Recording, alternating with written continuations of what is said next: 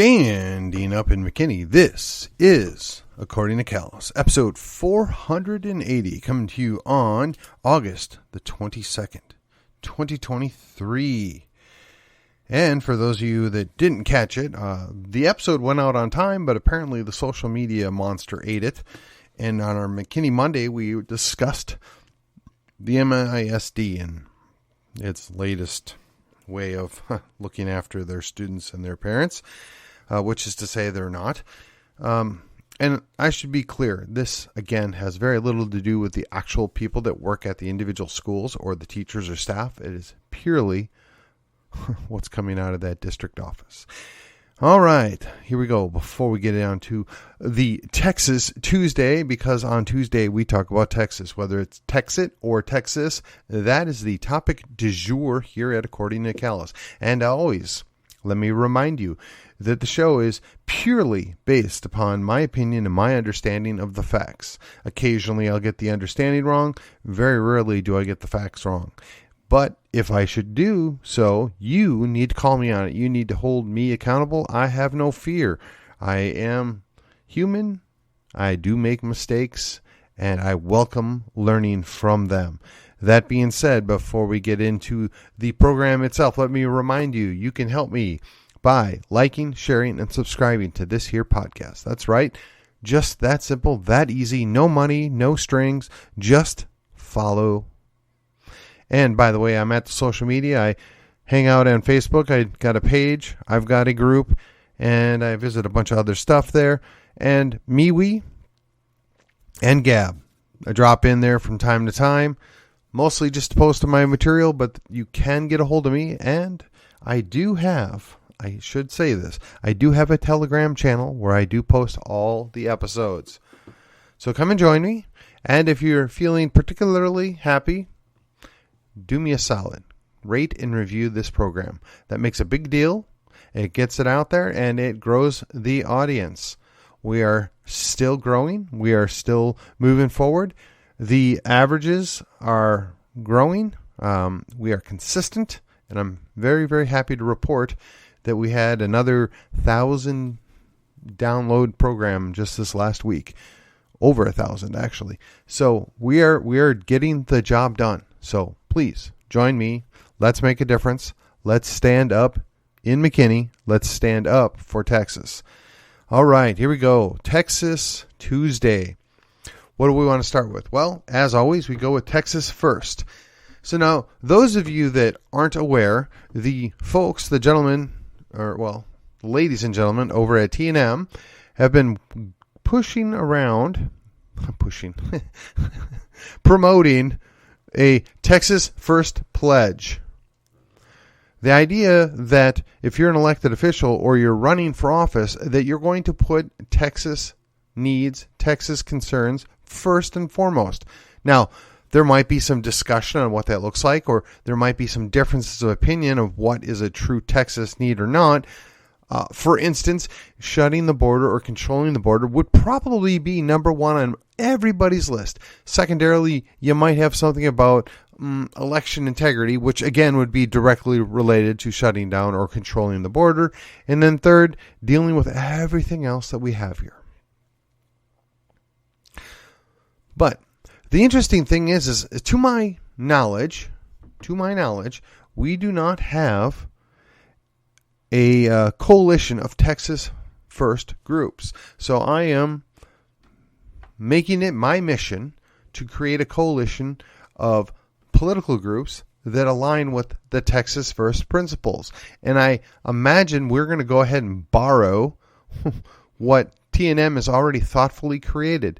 Now, there might be some editing that needs to go on. There might be some creative conflict there. I'm sure that I will reach out to the folks over at T&M and get their blessing before we do anything specific.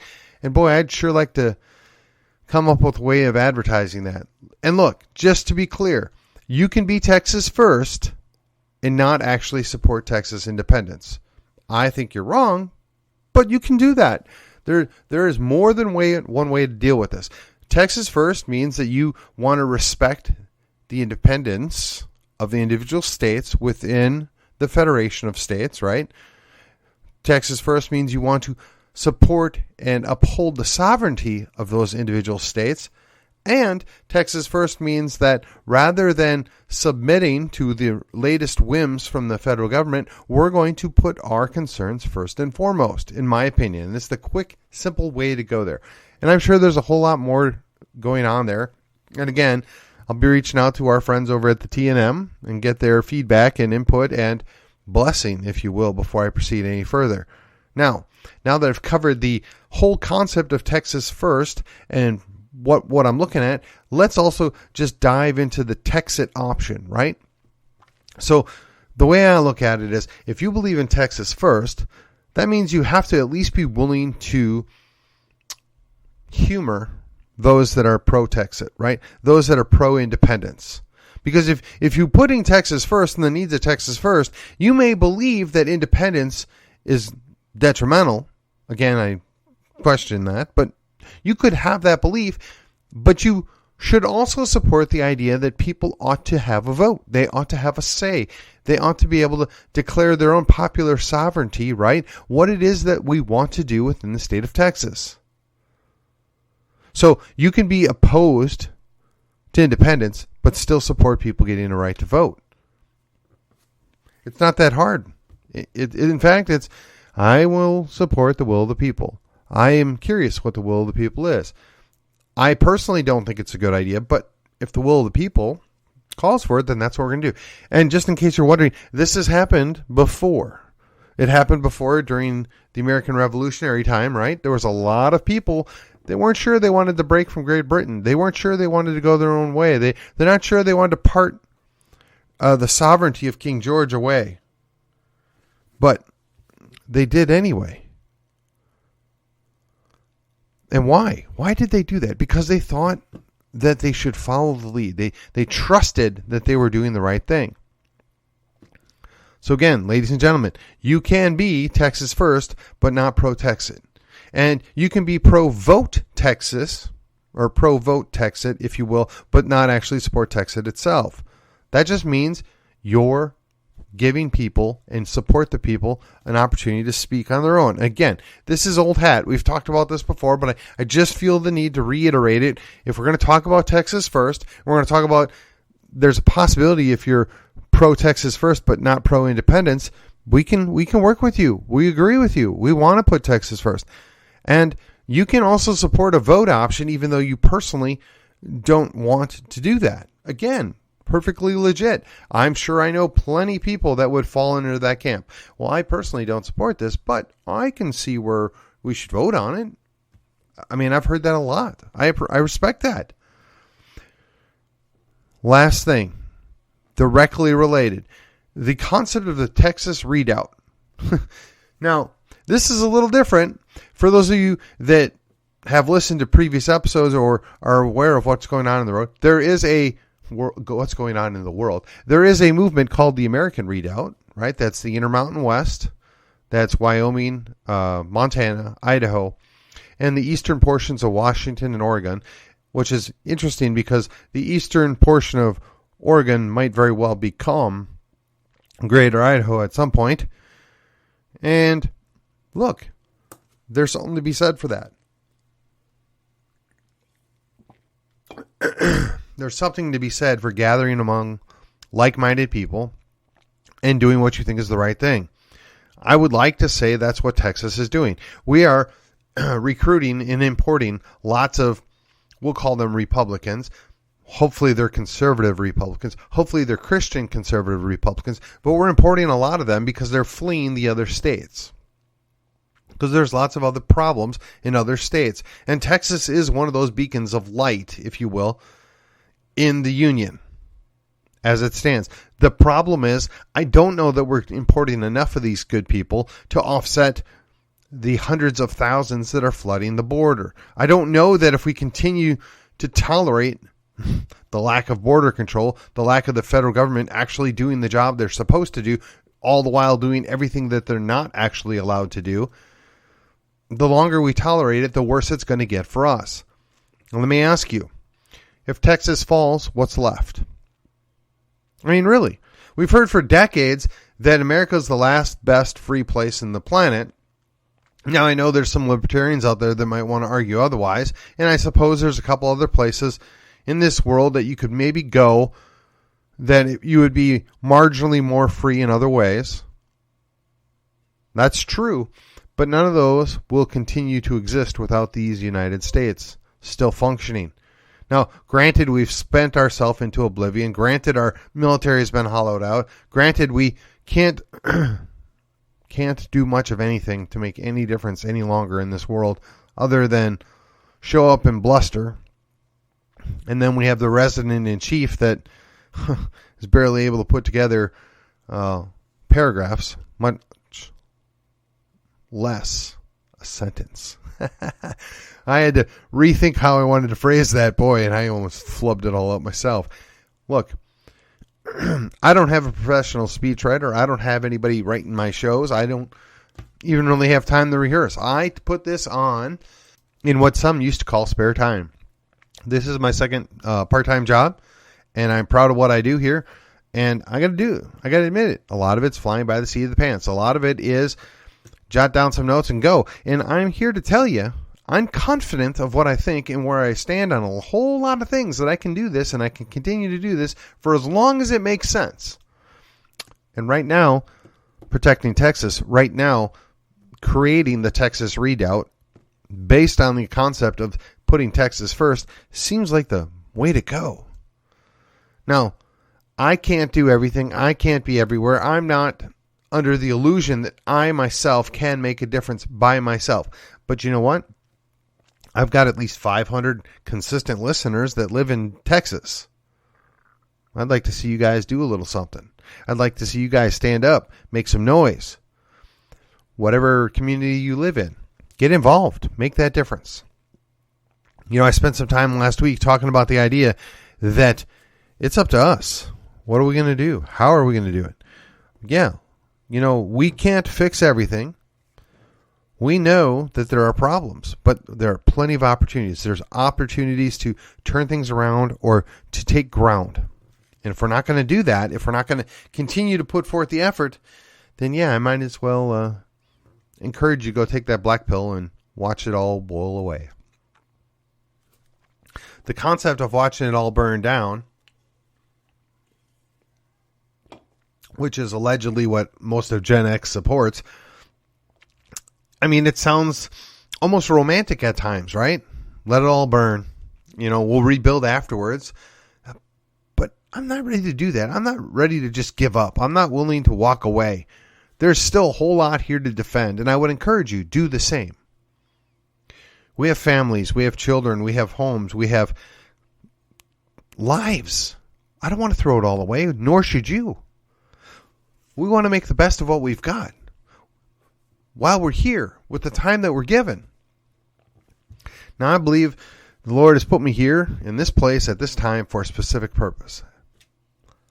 I'm not entirely sure what that purpose is, but I'm going to surmise based upon what I've been doing and what I've been finding success in. It's the current job that I'm doing, in the current role I'm doing in my political career, and the current gig that I'm doing with this podcast. It makes a difference. Every day, every little bit makes a difference. Now, I could stop, I could coast, I could just shut it down, I could call it a day. I mean, there aren't a whole lot of podcasts out there that hit 500 episodes, and we're there. I mean, my numbered episodes are only 480, but there's at least an extra 20 or 30 out there that aren't numbered, and that's fine. I mean, that's something I could stand on right now if I really wanted to, but you know what? The work isn't done. There's still things to be done. There's still things that need to be talked about. We need to know where to hold the line. We need to know where to be aggressive. We need to know where it's okay. It's not worth the effort. I'm here to help rally the troops. I'm here to encourage people. I'm here to protect our flanks because that's what I can do. Maybe you can do something more. Maybe you can do something different. I don't know. I don't know. Maybe, just maybe, you're some, I don't know, multimillionaire guy out there that hears this podcast and you're like, you know what? Hey, that's a pretty good idea. Or I like some of those ideas. I could go do that. Well, you've got the money. Make it happen, man. You don't need me. Now, if you want to throw a little my way, I'm not going to turn it down, but Come on, realistically, you don't need me. You can do your own thing. If you run a large organization, you got a lot of people that are looking for things to do. Pick up one of my ideas and roll with it. It's yours. Don't worry about it. I mean, you might want to send me an email and say, hey, Callis, that was a great idea. Appreciate it. And we're running with it. That would be all the thanks I need or want. There are so many things that we can do to just chip away at the tyranny, the abuse. Quite frankly, the weight of it all. There's so many things we could do. One last thing that's briefly related or slightly related to what I'm talking about in putting Texas first and getting the word out and encouraging people. My church, they have this diagram. It's an X. The top of the X has got a cross with a head on it. That means you, individually, you. Now, in the church, they use it as an object lesson that you need to be in an individual study, an individual communication with God. That's true. You should do that. But in this application, I'm going to morph it into a political realm, right? That means you individually need to improve yourself. You need to understand how things are supposed to work, how they really work, and what can be done about it. That means you might have to go read some books. That means you might have to take some classes. That means you might need to sit down and listen to a couple of courses. Brian McClanahan, Tom Woods, Chris Ann Hall. Just a few off the top of my head. I mean, the information's out there. You can make yourself so much more informed and better educated on a whole lot of subjects. And yeah, I mean, you could go dust off a copy of Robert's Rules. Now, look, most of us that we know about 10 or 8 different things in there that are helpful and useful to guide you through. And then there's rules, and then there's rules. Just the basics. Just the basics. That's all you'll need. All right. Number 2, right? The second thing, if you will, at the 3 o'clock portion, if you will, there's 2 crosses with 2 circles on top of the crosses. That's people together, right? The idea that you need to work together, you need to form groups, and that you spend that time together. Well, that's true. And look, in politics, right? So you're studying God or you're working together on projects that are related to God. Well, the political morph of this is you have all these affinity groups. You have these different political meetings. You have all these different organizations that you can belong to and work within. And that magnifies your presence. It gives you an opportunity to meet and work with others in order to achieve a bigger goal. Whether it's electing a better official or whether it's changing the outcome of the county or district that you live in. That's how you would do it. Going down to the 6 o'clock spot. That one is a cross with a steeple attached on the bottom of it. Basically, you're going to worship in a gathering. Well, obviously we don't want you worshiping the state or a political party for that matter. So the political morph on that would be this is where you're going to meet within the party you belong to or the party you aspire to be belong to, and you learn how the party functions and how to operate within it and work with other people that are aligned with you. So this is much bigger than the small groups that we talked about at the 3 o'clock position, but this is like the large organization, right? And again, don't want you worshiping the nation, the state, or government. God forbid you would ever worship government, or for that matter, even the political party. Just so we clarify that. All right, now we're going to bump over to the 9 o'clock position. In this one, the cross is morphed and it's got arrows on all 4 sides. We call it impacting others, right? So you as an individual Christian, how do you affect those around you? What can you do to assist and be known and to make God known to them? Well, again, the political morph is pretty simple. How can you help those around you? Now, this gets a little sticky because you don't want to help people and then say, I'm a good Republican or I'm a good conservative and we're here to help. No. You just want to be there. It doesn't matter what the organization is. It doesn't matter what the issue is. You just want to be there. You want to be a representative of a good person. Some would say you're a good Christian because you were doing these things. That's fine, but you want to make it less about the party, less about the organization, less about anything other than you actually care about the people you're there to help and be present with and for them. They remember that stuff. Now, whether it's your organization that you were part of in the 3 o'clock position, right, your little small group, the private organization, or whether it's the big group down at the 6 o'clock, the party itself shows up to help and organize or do recovery work or whatever it is, it doesn't matter. You're there to represent and help those people. You're making an impact. Now, they may remember, they may have good feelings when it comes to the other things long term, but again, people don't care until they know you care. I mean, this is an old warn, right? So when we're talking about Texit, when we're talking about putting Texas first, this is the opportunity that we can apply this firsthand. Hey, yeah, we belong to a group that believes Texas should be first. And as a fellow Texan, we want to help you out. As a fellow Texan, we want to come alongside you and work with you. We want you to join our group. We want you to be involved. And as a Texan, and because we want to put Texas first, we think you ought to learn more about Texas history or Texas politics or Texas Constitution or how these things work. And we're here to help you and do better. These are all things that any small group or any organization could and should be doing. But guess what? We're going to link it up. We're going to try and create a network of Texas First organizations. Why not? It's a great idea. Let's run with this. There can be no Texit if we don't put Texas first. And even if you don't support Texas separating and going independent, you have to realize that putting Texas first benefits all of us here in this state because we truly are in this together. Not like that bogus nonsense they put out a couple of years ago where you got to take your jab and take your shot and blah, blah, blah, and nobody cares. Put the face over. It's all garbage. Nobody cares. This is about putting Texas first. This is about putting aside minor differences and working for the greater goal. The greater goal, in my mind, is getting Texas first, making Texas better, defending liberty, and standing for our fellow Texans. Yes, I'll jump back off my soapbox. Thank you for joining in and listening to me. We're going to keep it short today. It was a Texas Tuesday, and as I say, I will see you on the other side.